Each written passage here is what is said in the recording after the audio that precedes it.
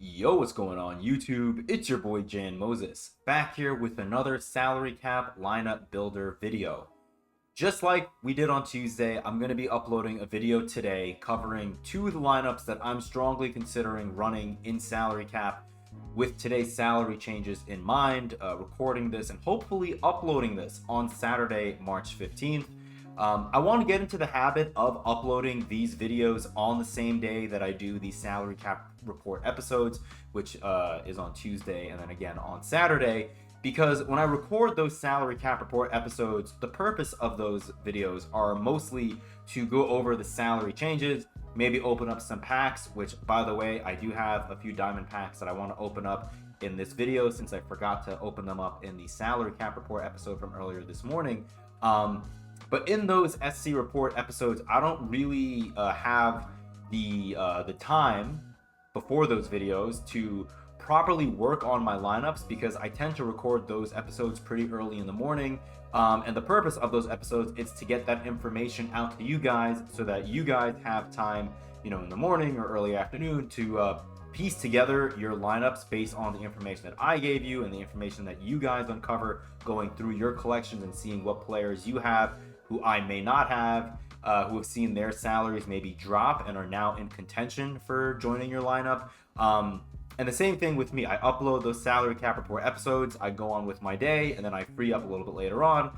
Found a window of time right now to mess around with my lineups, and I've actually put together two lineups that I really, really like. And that was not the case on Tuesday, where I spoke about how I was really only interested in my team ball lineup, not as much my hero ball lineup. But this week, my hero ball lineup is actually really, really interesting. And if I was someone like maybe some of you guys who are really good at shot creating with a card like Pink Diamond Michael Beasley or Dr. J or LeBron James card, all of whom are at 8,000 salary, just like my Galaxy Opal Kawhi Leonard is, then this lineup that I've built around Kawhi Leonard may be a lineup that you guys may want to strongly consider because I think you'll be maximizing your team's ability to win games while having an elite shot creator like one of those aforementioned Pink Diamonds who I just named. Let me show you guys that lineup first. Look at this starting five. You have three diamonds who are all, I think, very elite at what they do. I think Dyson Daniels is one of the best diamond point guards to run in this game. Obviously, you guys have known about him. He's been out in the game now for months. He's tall. He's got a great jumper. He's elite defensively. Same can be said about Doug Christie. He's not the tallest shooting guard at only 6'6", but he has Hall of Fame badges on the defensive side of the ball that make him absolutely lethal. And he's only 2,000 salary. Dyson Daniels only 2,500 salary. If there is a shooting guard who you like more in your current lineup, or in your current collection rather, who's at 2,500 salary, you could bench Dyson Daniels and bring in a guy like Marcus Smart or Michael Carter Williams, who's at 2,000 salary, and that'll free up the 500 salary needed to bring in that 2,500 salary shooting guard who you may prefer over a Doug Christie. But I think this backcourt is going to be absolutely lethal. Here, I'm using Kawhi just because I love Kawhi Leonard, but you could easily put in, like I said, Michael Beasley, Dr. J, LeBron James. Those three Pink Diamonds are all at 8,000 salary, so you could seamlessly put them in place of my Kawhi Leonard, use the other 12 cards in this lineup, and it'll work out totally fine for you. Jonathan Mogbo, I think this is the best Amethyst card, outside of maybe Usman Jang, who I've yet to add to my team, but the best Amethyst card that we got from the Apex set on Friday, potentially, is Jonathan Mogbo. I have not used him yet. Excited to give him a shot potentially, whether it's in this lineup or the next lineup I'm going to show you guys. And then Jack Sigma, obviously don't need to cover this card. He's been out for months as well, just like with Dyson Daniels.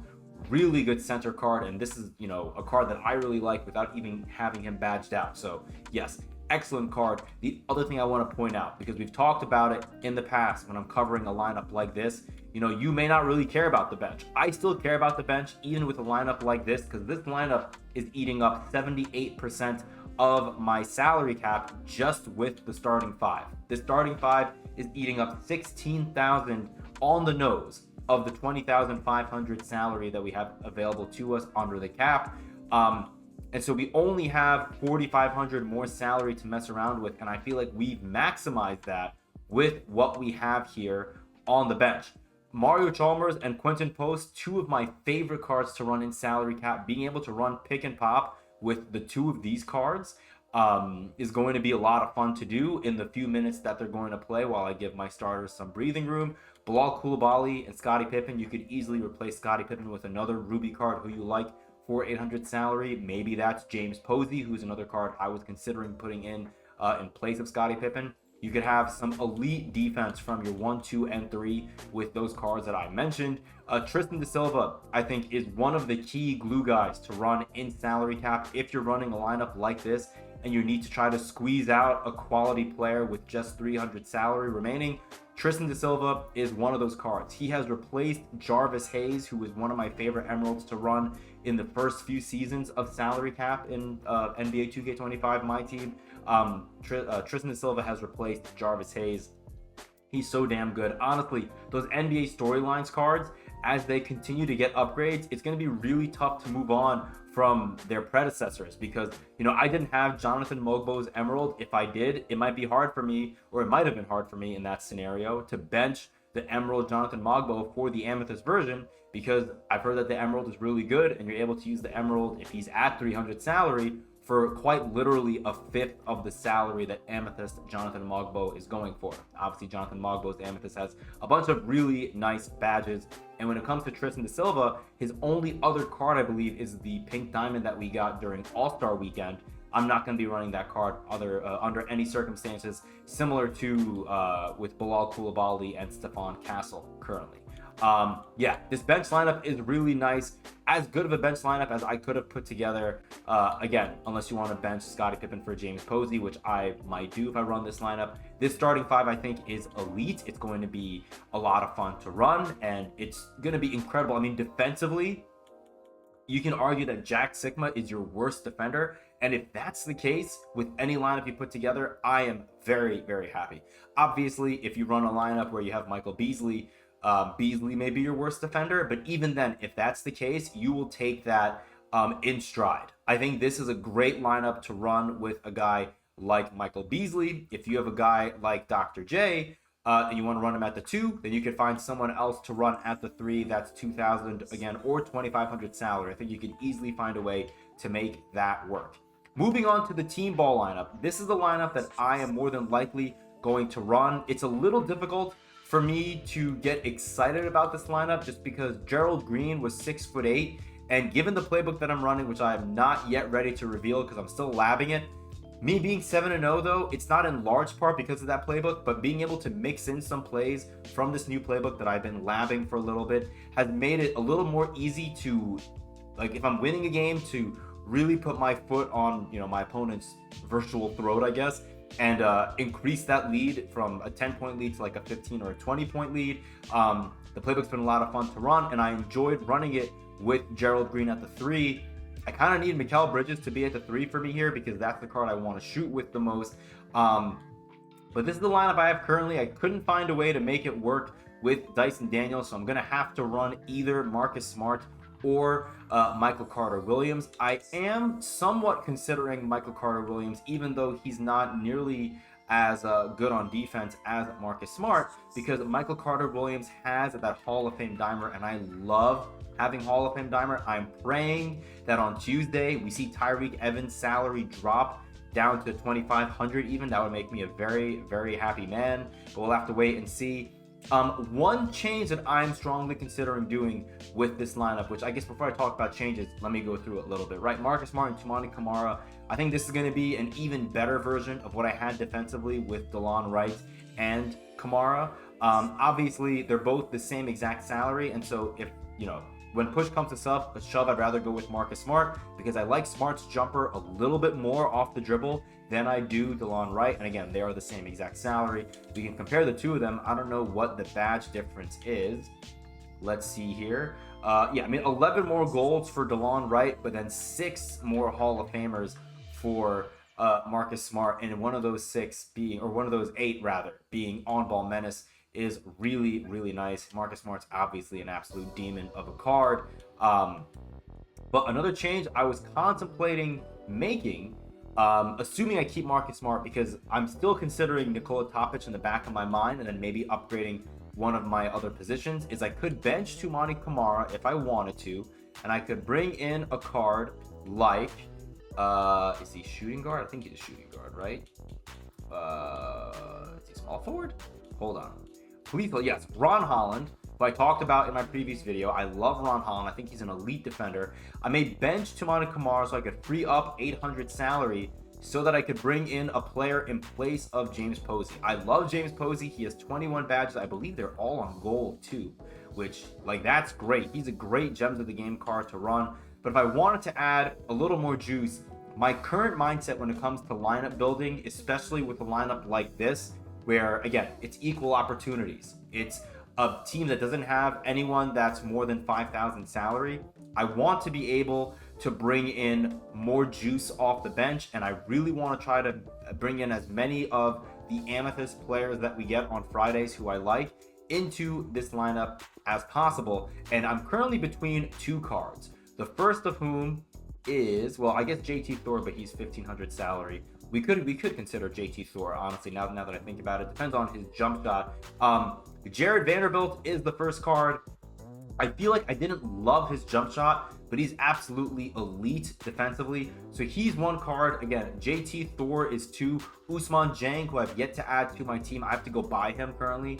But he's also 1,500 salary. He would fit if I were to bench James Posey under this current lineup construction. The player that's currently leading the race for me is GG Jackson, because from what I remember, he has a really smooth jump shot that's easy to green, and similar to what I was saying about earlier with having Mikal Bridges in at the 3, one of the plays that I run out of the current playbook that I'm labbing requires me to have a player who I want to shoot the ball with at the small forward position, and that's why I want to have GG Jackson here. If Ousmane Dieng has a jumper that I really like, Ousmane may replace GG Jackson at the 3. Also, I'm hoping that I'm pronouncing his name correctly. In case you guys don't know who I'm talking about, it's this gentleman right here. I think this is pronounced Ousmane Dieng, his name. Yeah, I mean, he looks like a very well-rounded card. 85 3-pointer. We talked about him yesterday. He's the card that had 1 million ratings at the 88 point, or at the 88 value. You can see perimeter defense, interior defense, both of his rebounding, his speed, agility, and vertical are all at 88 just on this one snapshot alone. But yeah, this is a card I'm definitely strongly considering. It's going to come down to his jump shot. We'll have to see how good it is. Same thing with JT Thor.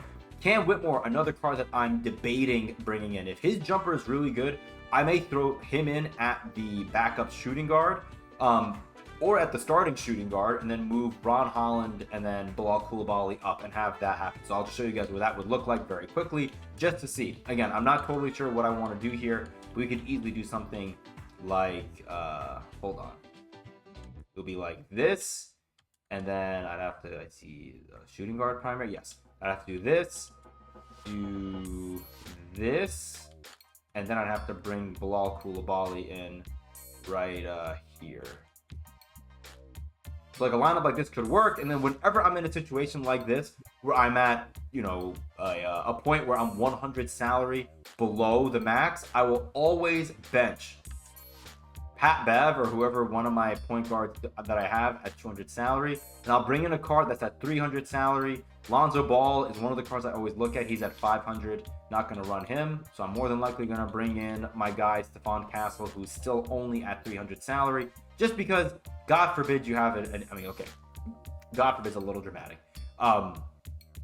If you have an injury happen in the in the salary cap streets, Stephon Castle's a great card to have as an emerald, just to literally buy you 2 to 3 minutes, because he's 6'7". He has some decent gold badges, and he has decent ratings. Like, this is a card that kind of plays as a ruby, but he's an emerald tier card that only costs you 300 salary. So I'd much rather bring in Stephon Castle than play with a team that's at 20,400 salary. You have a salary cap for a reason. Try to maximize what you have with your lineup. So yeah, currently this is what I'm thinking. Again, we have a few other amethysts to purchase, and then we want to tinker around a little more with the lineup. But this is what I wanted to show you guys. I think this starting 5 is absolutely filthy. And I love what I have currently with my 2 lineups, where I have one lineup where I have Kawhi Leonard, a Galaxy Opal card who I love, at 8,000 salary. And then I have another lineup where I have 2 players that add up to 8,800 salary in Mikal Bridges and Paolo Banchero. 2 cards that, I mean, I love Paolo. Mikal Bridges, I got to see if I end up really using him or not. We'll figure that out later. But I think this is a lineup that I would have a lot of fun running. We'll see if we mess around with it anymore. But I think for sure, I really like this lineup a lot. And I have to work on my team ball lineup, which is the lineup I've run the most in my team this year. I got to work on this lineup a little bit more. All right, let's quickly go to the pack market. Let's open up some packs. Let me also make sure that I am recording, so I do not trust myself. Looks like we are. Hello, YouTube. It's so nice to have this laptop back up and running. It was giving me a lot of issues this morning, but looks to be working okay so far. We also have our legend badge. I'm not going to open up too many packs, so we'll get this 90 plus premium out of the way first. We'll more than likely get an amethyst that we don't really care about. We don't even get a shake. That's awesome. We get James Edwards, who I believe I already have unauctionable. I do. I'm not going to put him into that. So that's 800 MT for the good guys. All right. Let's get this 92 plus premium out of the way. Can we see a shaker? Can this be a diamond that I don't have? Let's see. No, it's a diamond that we already have. We get Derek McKee, which is a little annoying because I know I already have him unauctionable. Yes, we do. I can't even see what the options are. Oh, we get a Hall of Fame badge. That's cool. We'll do that. Very nice. We'll open up this badge, I guess, straight away. We have that legend badge, as I mentioned. Curious to see what we get out of that. I think it's going to be a defensive badge. We get Rise Up. That's actually not a bad badge. I will take that. All right, let's do this unlimited 92 plus. I think we got this for winning like 40 games in one of the offline breakout modes. It's a diamond we don't have, but again, the diamonds from these Friday sets have really been mediocre. I feel like I'm one of the few people that was sort of bullish or like optimistic on the diamonds that we got in the Apex set. Who is this? We get Austin Carr. I don't think I really care about Austin Carr, but you know, at least it's a new card. All right, let's get this. I'm assuming this is gonna just be all diamonds again, so we're gonna probably end up taking what's his face out of it. We bought Mobamba. I could flip Mobamba. I kind of want to just take Bruce Bowen though. We'll take Bruce Bowen. Maybe we'll end up using him. I don't know. I know people have been crapping on his jumper. All right, let's get this legend badge out of the way. One defensive legend badge. Let's see what we get. I think the only one that I've seen people say is bad is High Flying Denier, which I don't even know if that's that bad. I mean, honestly, it is what it is. The grind wasn't all that terrible. Outside of getting 5 steals in one game, that one made me want to pull whatever hair I have left on my head out. Let's see what we get. We get Challenger. I don't think that's too bad. I think Challenger's okay. I'll take it. Okay, final pack here. 92 plus overall premium option pack. We got this from Breakout. So let's see what we get here for our 3 diamonds. Okay, we have all 3 cars. This kind of sucks. I guess we will take Dwight, who I think I already have on auctionable. We'll just probably quick sell. I'm not going to do another Hall of Fame badge. We'll just take the 1000 MT. All right, not too bad. We'll get this pack out of there real quick. Anyways, let me know in the comments down below, what kind of lineup are you guys running with this week? If you want to tell me who's in the lineup, awesome. If you don't want to tell me, just tell me what kind of lineup are you running. Is your lineup more like my Hero Ball lineup? Is it more like my Equal Opportunities lineup? I'm curious to know down below. I'm genuinely at a 50-50 split. I don't know which lineup I want to run. But I want to definitely play some more salary cap, even though it does pain me knowing that I'm probably, like, I feel like I've been on a really good run. Again, we are on a 15-1 run in our last 16 games. And I just feel like due to, you know, the law of averages, we're going to end up tumbling down a little bit, but that's okay. I'm happy to have gone 7-0. I'm happy to have video proof of me going 7-0 in round 2, and you know, technically video proof of me going at least 14-1, because I think when I recorded that salary cap report episode 2 weeks ago, I was at 5-5 in that video. So yeah, at least I have that, I guess. But yeah, appreciate you guys. Thank you for rocking with me. Until next time, I'll see you later.